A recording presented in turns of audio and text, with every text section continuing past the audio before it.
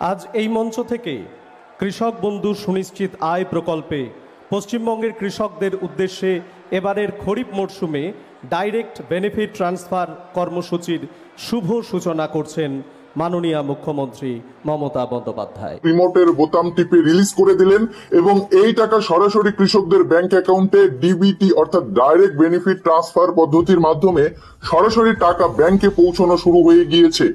এখনো অনেক কৃষক কিন্তু টাকা পাননি। তবে এখানে একটা প্রশ্ন থেকেই যাচ্ছে, আজকের ডেটে কি সকল উপভোক্তাই অর্থাৎ 1,09,00,000-এরও বেশি কৃষক ও বর্গাদার সরাসরি তাদের ব্যাংক অ্যাকাউন্টে কি কৃষক বন্ধু প্রকল্পের টাকা আজই পেয়ে যাবেন? দেখুন, আপনাদের জানিয়ে রাখছি, এবারে কৃষক বন্ধু প্রকল্পের টাকাটা কিন্তু ডিবিটি প্রক্রিয়ার মাধ্যমে পাঠানো হলো, অর্থাৎ ডাইরেক্ট বেনিফিট ট্রান্সফার পদ্ধতির মাধ্যমে পাঠানো হলো এবং ডিবিটির মাধ্যমে টাকা কিন্তু দ্রুততার সঙ্গে কৃষকদের ব্যাংক অ্যাকাউন্টে ঢুকে যায়।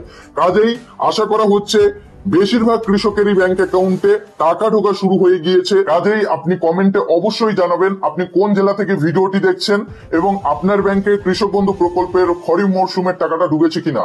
আজ এই মঞ্চ থেকে কৃষক বন্ধু সুনিশ্চিত আয় প্রকল্পে পশ্চিমবঙ্গের কৃষকদের উদ্দেশ্যে এবারের খরিফ মরশুমে ডাইরেক্ট বেনিফিট ট্রান্সফার কর্মসূচির শুভ সূচনা করছেন মাননীয় মুখ্যমন্ত্রী মমতা বন্দ্যোপাধ্যায়।